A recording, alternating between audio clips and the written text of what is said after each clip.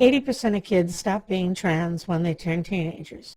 Really? Do 80% of kids stop being trans when they turn teenagers? Studies show 80% of kids stop being trans when they turn teenagers. Studies show that 80% of kids stop being trans when they turn teenagers.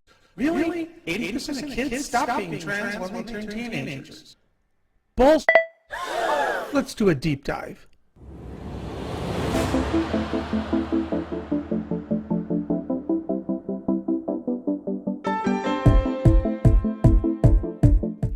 This so-called desistance myth has been around since roughly 2008. Between 2008 and 2011, several researchers published 4 main articles in which they claimed that their follow-up research on trans and gender diverse and gender nonconforming, that the youth that they had worked with in their clinics, they claimed that 80% of them desisted in their trans identity.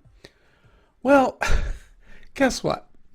Turns out that not all of the kids that were in their clinics ever identified as trans themselves.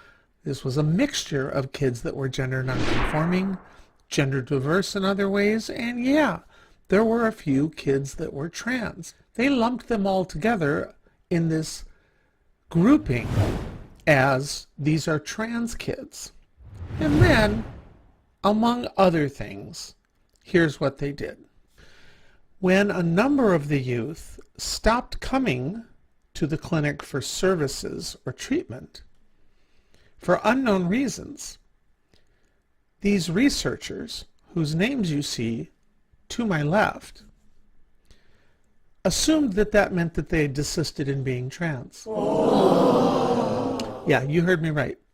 They assumed that just because they stopped coming to the clinic, that meant that they were no longer trans. Say what?